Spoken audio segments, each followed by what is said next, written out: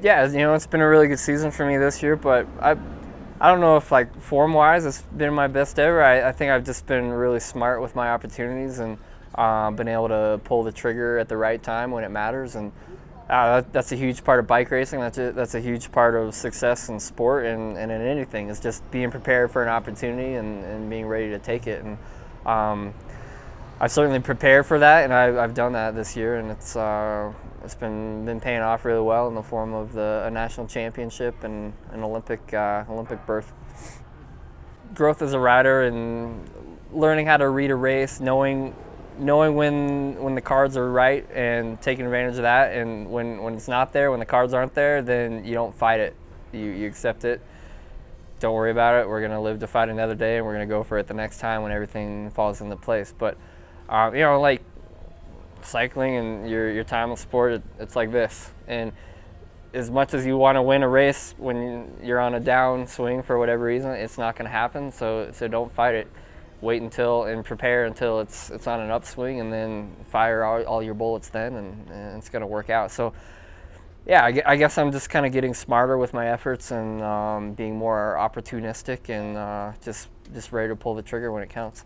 My whole career, especially this year, I just worrying about doing my best, doing what I can do on any given day, and not worrying about the rest of it, and however that plays out in terms of my role in the team and my status and as a leader in the team, that it'll play out. But I'm just gonna do my best and do my job every day and see what happens. I can't control what other people do and the opportunities they give me. I can just do what I do. Yeah, it was certainly a culture shift, switching from the very American Garmin team to the very Italian, old school Liquigas-Cannondale team. Yeah, just certainly a different way of doing things, more traditional way. And yeah, it was a big adaptation, especially my first year. Here, my second year with Liquigas-Cannondale, I'm 100 times more comfortable. I speak the language. I know how the team operates. I know my teammates a lot better, and yeah, everything's easier and smoother, and I'm more comfortable, relaxed. I know, most of all, I know where my opportunities lie to race for myself, and I know when I need to do my job for the team, and I can separate that out and be at my best for both departments. I would say the biggest difference between a kind of Anglo-American team like Garmin versus a traditional old-school European team is the kind of on the Anglo-American side. It's always, nothing's ever good enough. We're always trying to find that next millimeter, that next second in the wind tunnel, that next ounce off of the weight of the bike, and it's never good enough, and we're always striving. And you know what though, like sometimes if you have a good thing, you know it works, you just stick with it and go with it, and might do that for 20 years, and it's timeless. It works for 20 years, and that's the other side of it. I think a more traditional team like Liquigas, they know how they operate. We've been operating the same way for 15 years, and it works, and we don't need to worry about making these little changes every week and trying to get better and better every day, doing something different. If you have a template that works, then go with it. But on the American side, it's kind of, you're never satisfied with what you have. You're always trying to move forward. The pro to the pro side of it for an old school team would be, yeah, this is the way it is, and I'm not going to worry about, oh, I wonder if I had switched to those other wheels, or I wonder if I had put on that different helmet, if that would be 2 seconds. It's like, no, this is the way we do it, and that's it. We're not changing.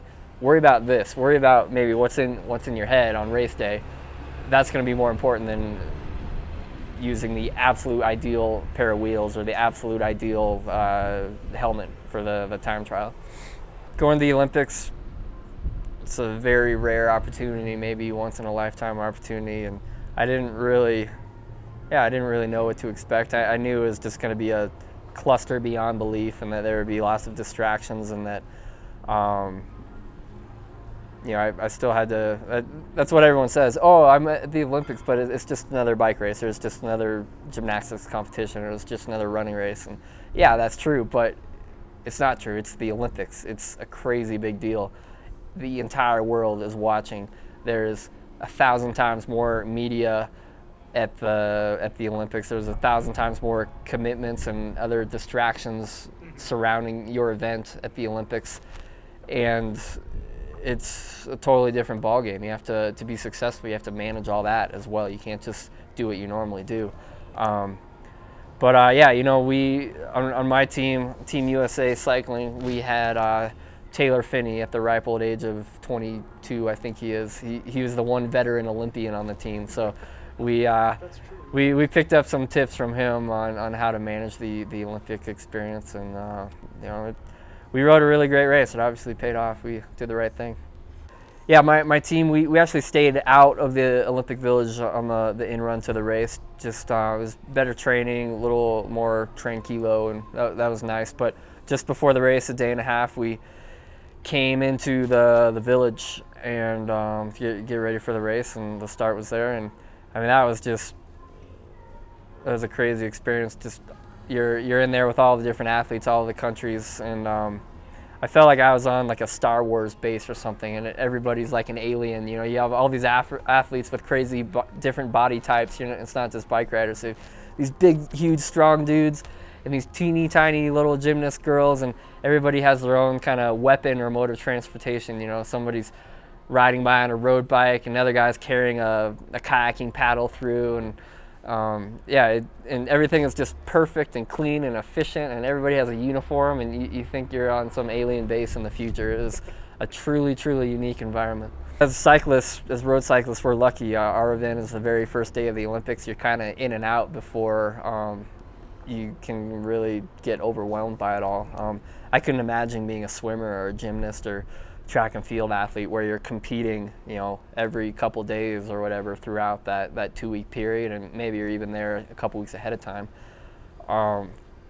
Yeah, it would just be really tough to manage that, the difference in routine, the difference in food. I mean, man, you could gain 10 pounds in a week hanging out there. You know, just there's nothing to do but train and sleep and eat all the free Indian food and McDonald's in the Olympic Village. You know, but so yeah, there's a lot of different distractions to manage, and that was a huge part of the experience.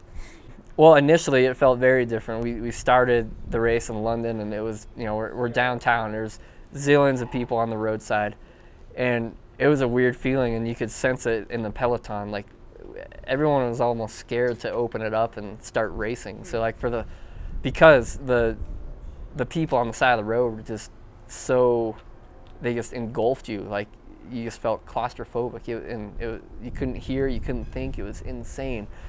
And you're thinking, okay, we'll kind of get out of the city in the suburbs and it'll kind of mellow out, but it never did. It was just a tunnel of insanity the entire day. But yeah, sure enough, you know, 10K in, we said, all right, I guess this isn't changing, I guess we're racing. So we started racing and attacks, and then it was a normal bike race. You know, once you're in that, it's a bike race. You spent all day on the break. Was that the plan? Yeah, that was my role. That was my job in the plan for the day. You know, we had a really kind of variable team. We weren't all banked on a field sprint like the British were. We kind of had a guy for any situation. I tend to be pretty successful if I can hop in a big breakaway early on, which is my plan and what I did. Taylor and TJ came up to me in a selection late in the race, so we really had great numbers in that breakaway later on. And then we had Tyler and Horner sitting back in the field waiting for the field sprint, which was entirely possible. And we didn't, until 15 or 10K to go, that wasn't totally ruled out. So we had everything covered, and it nearly worked out in the medal. We just missed out with Taylor's 4th place, so that was certainly a bittersweet result, but we were really proud of the race we rode. With no radios at the Olympics, it's a little bit more chaotic, and communicating with your teammates and even with other teams was super important. We actually, in the feed zone, we had like a whiteboard with like a red light, green light system to know, like, if you're in the break and you see this on the board, then this is what's happening behind. And so that helped. The second Taylor came across, the second TJ came across, you know, we were talking like, Taylor, what's going on? What's the scoop? How many guys did you come up with? What's going on back in the peloton? And we really had to be communicative and know what was going on. I couldn't even talk to my director in the breakaway. We had no follow cars behind. It was just the commissaire, and the neutral service. So I couldn't even go back and say, you know, hey Mike, what are we thinking here? Was Taylor looking good back in the field, or nobody knows. So yeah, you know, everybody had to kind of stick to the original plan, knowing that your other teammates were doing the same thing, but also make smart decisions individually in the moment. And yeah, I think because of that, you know, a little more chaotic. I thought the Olympic road race was a really great event. You know, it really put the responsibility on the team and on the individual within the team to make the right decisions and make the right moves. I thought it was a great bike race.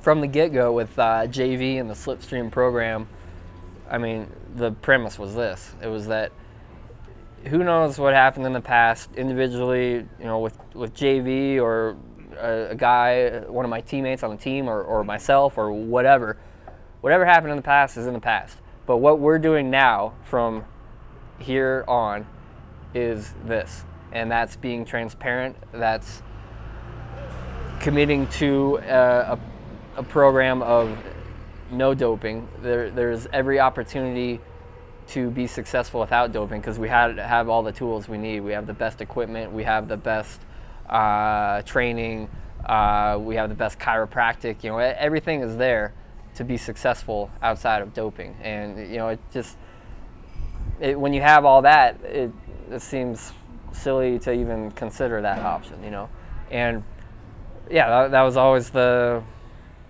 premise. Was we're going to do it our way. We're going to do it what we know is right, and you know, maybe it might not result in as many wins initially as we figure out the system, but this is our way. This is the way we're going to do it. And as a team member on that team, you're committed to that. And it was exciting to be a part of a program that was taking such a strong stance and making such a bold statement and saying, this is us. This is the way we do it. It was huge to be a part of that program. I mean, to know that, especially now in my career and looking back on my career up to this point, knowing that I never had to make that decision. Like, should I dope and continue my career at a high level, or should I not dope and quit, or not dope and suck? I mean, that was never a choice I had to make, and I'm really lucky for that. I'm really grateful for that, because you know, riders not very much older than me had to make that decision. Right. I think.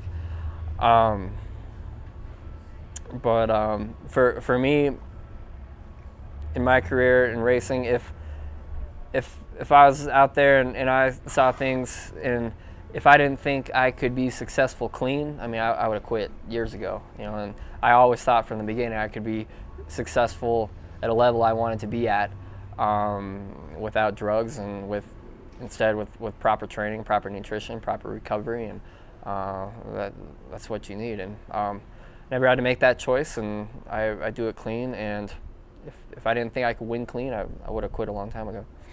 You see more and more teams being very outspoken about, you know, their policies and their anti-doping, and a zero tolerance policy of, you know, so-and-so rider on so-and-so team tests positive and they're gone. Like, they don't have a chance again with that team.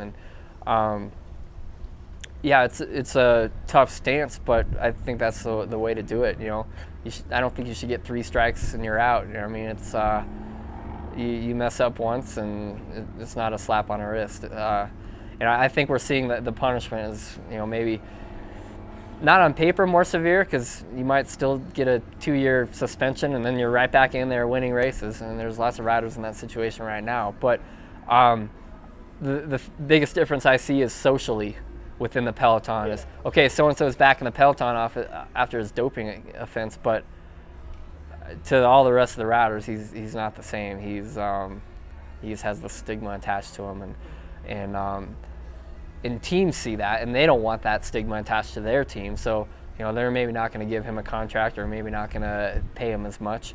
So I think, yeah, in general, just that social stigma attached to someone who's been caught doping or is a known doper and they're not caught. I think like the peer pressure to not dope is really big, for sure.